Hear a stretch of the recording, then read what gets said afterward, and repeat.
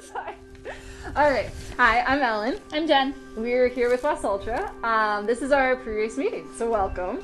We're super excited to go over our schedule, go over the rules, and hopefully answer some questions that you have, because we're going to be, you specifically, are going to be racing in just a short couple weeks.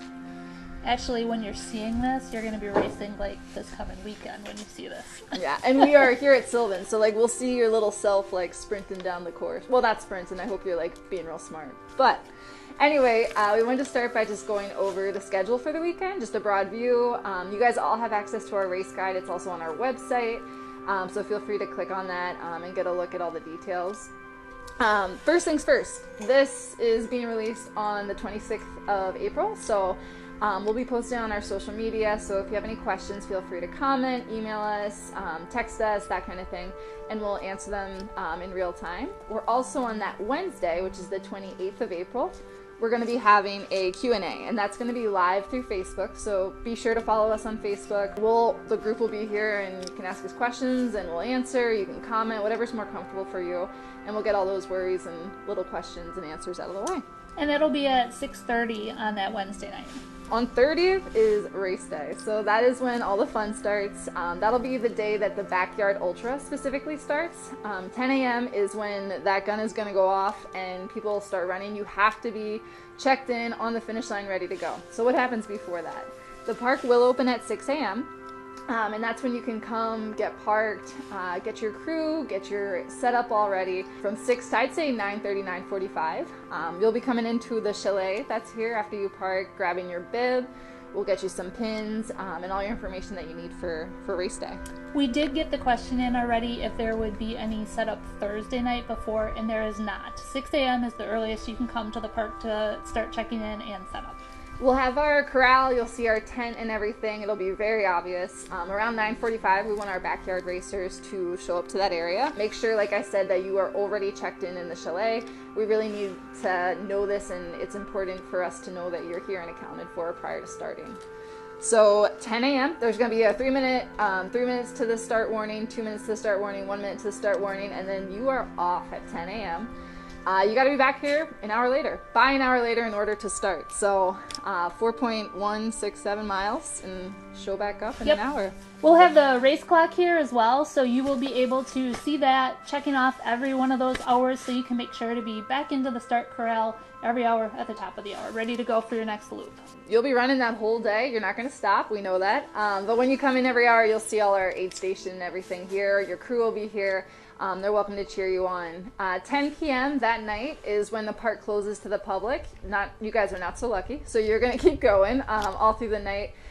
Your crew can be in this area at your tent, and it'll be quiet hours just so everyone's aware, so like no streaking and screaming and like stuff like that. So just keep it quiet. 10 p.m. to 6 a.m. We do have quiet hours. Next, we're going to go through Saturday once we have some of our other races starting. Packet pickup for the DoubleDown race starts at 6 a.m. on Saturday morning, goes through 9 a.m. The first loop of the DoubleDown, so if you're doing a relay or you're doing it yourself, the first loop of that will start at 9:30 a.m. You will have the hour and 15 to complete that loop, and then loop 2, again, if you're doing it yourself, you'll be out for loop 2. If you're on relay, your second runner will be going out at 10:45 a.m. And then our DoubleDown race will finish at noon. We have the kids race also then at 12:05, so just after noon starting. And registration for that race morning, bring the kids, show up, and get them out on that loop at noon. And like we mentioned, that race is free. Donations are welcome, but don't feel pressured at all. It's just a fun thing that your family's going to be here. It'll be a fun little loop. And like we said, that race starts at 12:05, so between 9 and 11:45, we'll have a sheet if you want to sign your kid in, just so we know who's joining us for that event. And then we will have DoubleDown Race Awards at 12:20 happening. And the rest of that, I mean, it's up to you guys how long this weekend goes. I'd be happy to like skip work the whole next week if someone wants to keep going. Hang out, watch those backyarders, keep going. Yeah, but just know, I mean, we're going to have the aid station fully functioning and people here for as long as you're going, so it really is up to you guys. All right, so that's pretty much the schedule for the weekend. we are going to go through race by race now and kind of talk through this. We're going to go through the double down people first, and once we're done talking about your race, if you want to drop off the video, feel free. If you want to watch all the other information, stay around. All right, double down racers. Here we got the information for you. So we talked about in the schedule that race morning bib pickup will be between 6 and 9 a.m. The first loop, so the first teammate if you're in a relay, or yourself if you're running solo, starts at 9:30. You will do that loop 1, making sure your bib is always facing forward. And you will come in, you've got the hour and 15 to complete that. If for some reason you're on a relay team and you don't finish the first loop in the hour 15, we are going to allow your second person to go out and run the loop. It just will be that your timing will not count towards finisher awards. But you're welcome to finish that loop, and like we said, we'll start your relay partner when they're supposed to start with everyone else. Yep, so the second loop starts at 10:45, and again you have the hour 15 for that one, and noon will be the finish time for that. So that's just the timing of it. Our race rules for this one. If you're a relay, you're going to be sharing a bib, so make sure that you hand that off in between loops, and we want the bibs on the outermost layer of clothing on your front, facing forward. And you're welcome, we'll be giving pins, so you're welcome to just switch it off that way. But if you have like one of those race belts where you can attach it, or you make some funky looking whatever, something to hold it up on the front of your body, you're welcome to use that. Whatever. Yeah, bring it all. Just something that's efficient for you and your teammate to switch off on. No trekking poles are allowed. There is some elevation out here and some hills, but part of our rules are no trekking poles for this race. While you're out on the course, don't leave the course unless you need to use the restroom, whether that be a porta potty that's going to be close to the woods or the woods itself. Otherwise, no reason you should be leaving the course. You do the whole loop. Don't cut, don't cheat. It's racing. If you want to cheat, you're only cheating yourself. Follow rules of traffic. If for some reason there would be an emergency vehicle out there, get out of their way, let them go through, because what they're taking care of is more important. You are responsible for your crew. During this race, there is no crew allowed out on the course. If you have family members here watching your race, they're trying to get on the course, don't let them. You're responsible for them. We want them here at the finish line cheering you on, encouraging you, but they cannot be out on the course anywhere. No littering out on the course. You guys have pockets, you got race vests, you got hands. It's not that long of a loop. Hang on to any trash that you may have. We'll have plenty of trash receptacles here when you get back. Throw it away out there. It's gorgeous land out here, so let's take care of it while we're here that weekend. We also do count littering. It kind of falls into 2 rules. No storing aid out on the course. You can access aid when you're here at the start and finish, in between the start and finish. But no kind of storing stuff on the course and accessing it. That kind of goes against our rule of aid on the course and also against our rule of littering, so just don't do it. As far as scoring for the double down, I know there's been a lot of questions on how that's going to work. So if for double down solo, we'll start there. Those will be 2 separate categories, solo and relay. If you're doing the solo race, you'll do your 1 loop, and you'll get a point for that loop. If you come in first place, you'll get 1 point. Second place, 2 points. Third place, 3 points. You'll go and you do your second loop, and the same thing. You'll get a point based on your placement. So let's say you got first for both loops, you'll have 2 points. And let's say the second person, just for simplicity, got second place both times. They'll have 4 points. Whoever has the lowest number of points is going to be the winner. If there's a tie, so if the first person on the first loop, but then they get second on the second loop and switch the other person, so all in all, they come in with 3 points for 2 people, the person who scored the lowest or came in the fastest on the second loop will win. So kind of an awesome tiebreaker. It might get exciting. You might not actually know who won if you didn't follow what I just told you, but trust we know what we're doing. And we know how that point system will work. And again, reference the athlete guide. It's all written out there as well. And for award placements, we are doing top 3 overall male and female finishers. Woo woo! So course markings, it's when you look, I know a lot of people have been looking on the map and they're like, oh my gosh, how am I going to know where I'm going to go on race day? First of all, you have that map, so please reference that on our website. Super helpful. Rob did a beautiful job making those, so definitely take a look at those. In addition, it's going to be marked so well. There's going to be pink flags out. There's going to be these awesome arrow signs with our emblem on them.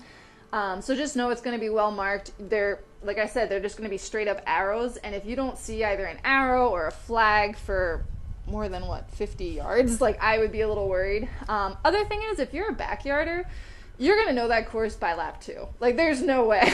So don't let that anxiety get high regarding that, but you'll be good. And we always do like to say, though, while it will be marked super well, always your responsibility to know the course you're running, to make sure you know the route and know where you're going. And you have our phone numbers, and you have our email, so if you have any questions prior to race day, or you're on the course and you're like, I think I made a wrong turn, stop, give us a call, we'll figure it out, and we'll go from there. So speaking of phones, you're welcome to have it with you on the course, whether you feel like you want to reference the map or Strava or whatever you're using. If you want to listen to music, we just recommend that you just do one earbud. Reason being is that the park is still going to be open to the public. There's a lot of other runners. Some of our course is single track, so just so you can hear people coming up, hear if something's going on that you need to be aware of. But you are welcome to listen to whatever. Just recommend one earphone. Alright, so for the Backyard Ultra, like we said, that's going to start April 30th. It's a Friday. The park opens at 6 a.m. That is when you are welcome to come and get checked in and get your stuff set up. So 6 a.m., you'll come down to Sylvan Park area. There'll be a parking area. It's first come, first serve. Otherwise, it'll be street parking. You'll come into the chalet where we have some volunteers as well as the race directors. And it'll be an area for you to check in, to get your gear returned to you, and to get your bibs as well. We'll provide pins, but you're welcome to bring your own race belt or anything like that. Bib does have to be frontward showing. Super important, again, just for us to make sure that we check you as you come in for each loop. After that, you can go and grab your stuff from your car and set up in the field. That's going to be, I'm pointing, but I realize you can't see that. But you're going to grab your stuff and set up in the field that's behind the chalet. So we ask that you stay within that area with your tent and your gear and your crew, just to stay organized as well as it's easy for you to find. And it keeps us kind of from spreading out into that whole area. They will not be marked with your name or with your crew's name prior. It's a first come, first serve. So come, mark your area, get set up. You have about 4 hours if you come at 6 o'clock until 10 o'clock when your race starts. And I know there's some concern, like everybody wants to be as close as they can to the start line, and we get that. But everything really is pretty close. So don't worry if you're not able to be here right at 6 a.m. You're still going to get a great 10 by 10 spot that's right near the start line. You shouldn't have to worry about that. One thing to point out is if there are racers that are self-supporting themselves, so they're not bringing a crew along with them, they're planning to do it themselves, you will be able to set up your gear there's a open air shelter up there that we're going to have just for people that are self-crewing. So as far as what you can bring for the day and to have in your crew area, you can have a small propane tank, so just one with those little propane tanks that are about that big. No grills, no open fires, nothing like that. There will be limited electrical outlets for you and your crew to have access to, and those will be in the chalet. So there will be no electricity that you will have access to in your tent area. So whatever that means for you, if you need extra batteries, if you need a little portable charging system, make sure you're prepared for what you need. Just no generators allowed. Correct. Yep, no generators, but battery-powered things, those will be okay. Keep them small. And keep them quiet, too. We can't have anything with crazy noise. First aid, we'll have a basic first aid available, but again, if you know you need something, that there's a certain brace you need, make sure you bring that. Food that you specifically want, make sure you bring that. We'll have a great diversity of food. Check out your athlete guide to see what's available and what we will be giving to you, but just make sure if it's something out off that list that you make sure to bring it. Yep, and make sure your crew knows too that they're here for the weekend as long as you're going, so make sure that they have food along for themselves too. One of the other things, you can have a full pop-up tent if you want to bring that along. If you want just a little cover tent, you can bring that sort of stuff along, lawn chairs, whatever's going to make it comfortable for when you come in between those loops, and then for your crew while they're waiting for you in between loops. In the chalet, it's going to be a pretty nice setup. There's going to be, first of all, our aid station and what we're giving to you, but also there'll be a pizza oven, there'll be some microwaves that you can have or you and your crew can have access to. Trying to think, coffee makers, that kind of thing. So just know that that's available. I'll just touch on this now, and we'll probably touch on it again, and we'll touch on it a lot on race day. But we do ask that crew is out of the chalet and the aid station area 15 minutes prior to the start of each hour. So that when you're going to start 15 minutes before that, we want crew out of the chalet, we want them out of the porta potties, and that's just to give you guys access as racers. Yep, because I mean, all the backyard people are going to be coming through there in that like 15-minute time frame. We want to give them the opportunity to get in, get what they need, and get back to that start line. One thing we should touch on too is what we are going to have available as far as bathrooms that weekend. There's going to be some indoor bathrooms in the lower level of the chalet. We will also have 4 porta potties on site. One of them will be near the course at about 1.6 miles. So you won't need to leave the course and go back to the chalet or anything if you need to use the restrooms during the loop. There will be one right along the woods. Otherwise, again, nature abounds out here. Feel free to hop in. We will have hand washing station available, and then we will also have 4 or 5, I forget, pop-up changing tents. So if you need somewhere sheltered to make a quick change, we'll have that available for you as well. Okay, so we do have some nitty-gritty rules. These are to keep us in line with the Ultimate Backyard Ultra, and also just rules that we've put in place to make sure that this is a fair event for everyone and that everyone has a good time. First of all, you have to start each lap when we started at the top of the hour. So if you show up late, I'm sorry, but you're out. So it's a hard and fast rule. You have to be in that corral starting at the top of the hour. Like we said with the DoubleDown, no trekking poles are allowed. Again, that's a rule that we have to stand by. I know there's elevation, but hopefully you're training without those trekking poles to keep in line with that.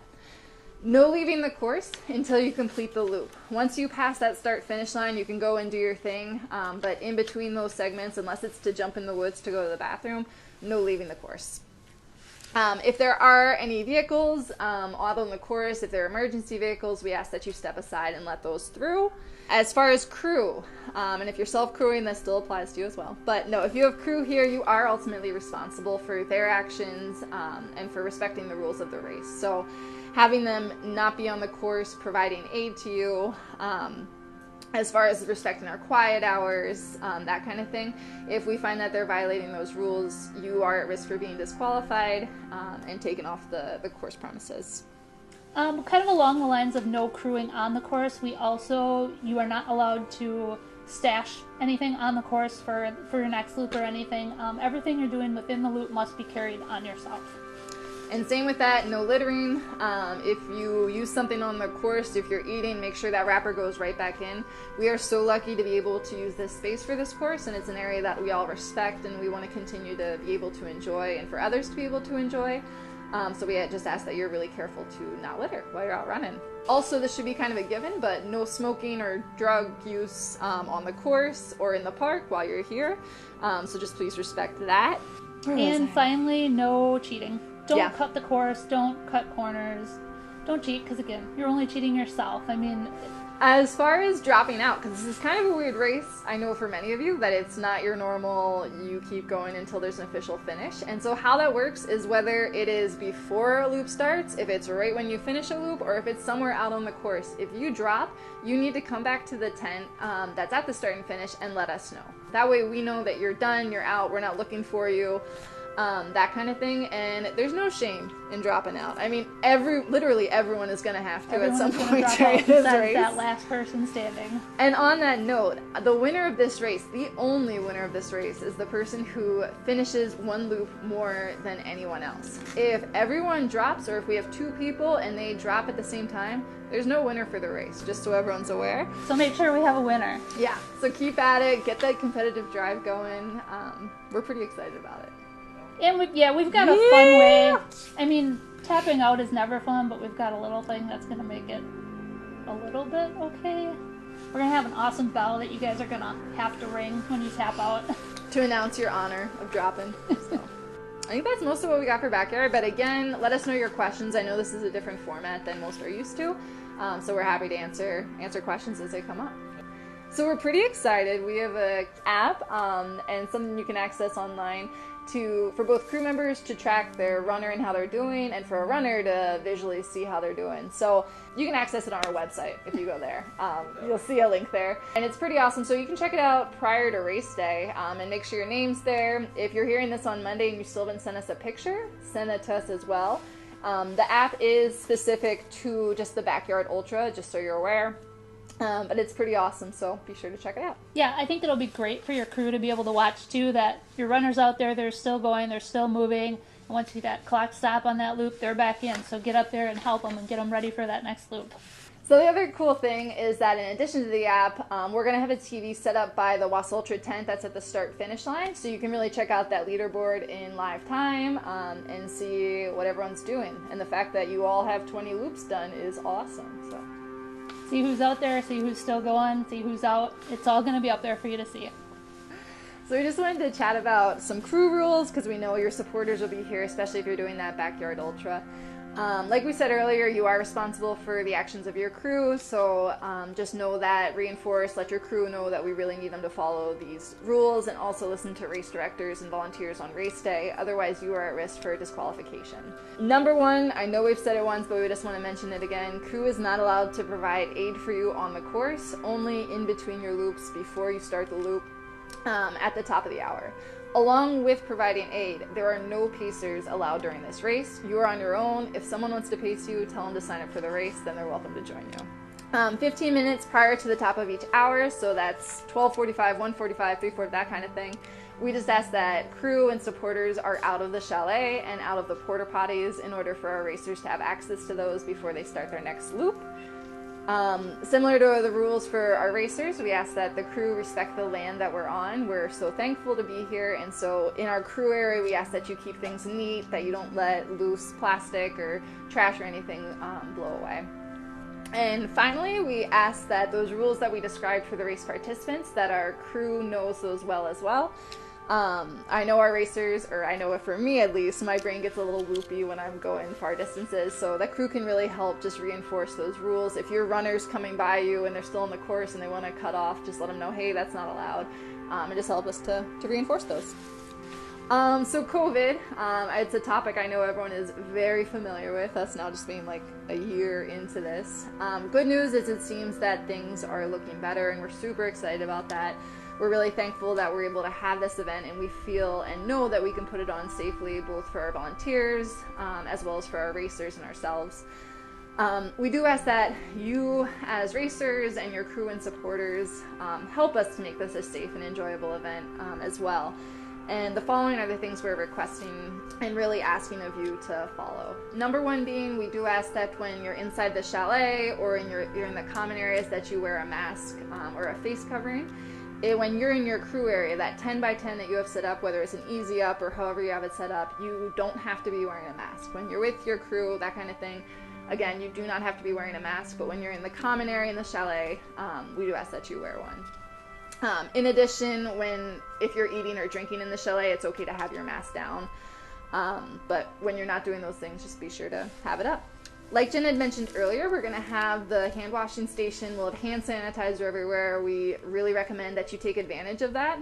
Doesn't just have to be after the bathroom. Wash your hands intermittently throughout the event. Again, we're going to have things that are common, so we really want to make sure everyone's doing their part to stay safe. In our aid station, our volunteers, as well as whoever prepares the food, they're going to be wearing gloves, and we're going to, for everything that we can, we'll have it in separate baggies or containers that you can take and go, just so we don't have lots of hands reaching into the same bowls and that kind of thing. So we'll be doing our part to make sure that you stay safe in that way as well. On race morning, we will have something for you to sign as a race participant, saying that for the last 10 to 14 days you haven't experienced fever, chill, cough, change in smell, taste, that kind of thing, that you haven't had any COVID-like symptoms. This, again, is just to make sure that you're not coming in sick and then we're all hanging out together for however long. We please ask that you respect others' health. If you are feeling sick, you don't come. We really want to make sure everyone stays safe. And also, you'll be feeling crappy enough after a few loops, so don't tempt fate. But again, just make sure that you're kind of thinking through what's safe and what's not.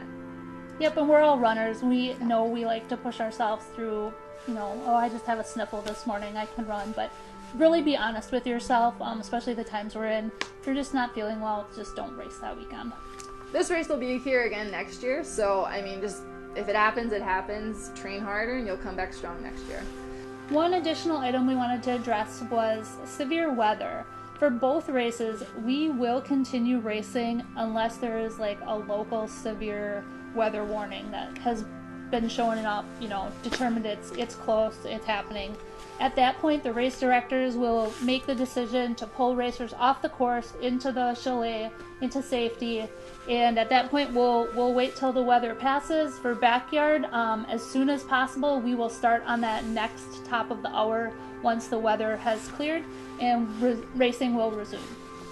So do know, if it's snowing, raining, crazy winds, whatever it is, we will be having the race, so just make sure you come prepared for that as well. And it's April in Wisconsin, so we could have any of those, so bring all of your gear.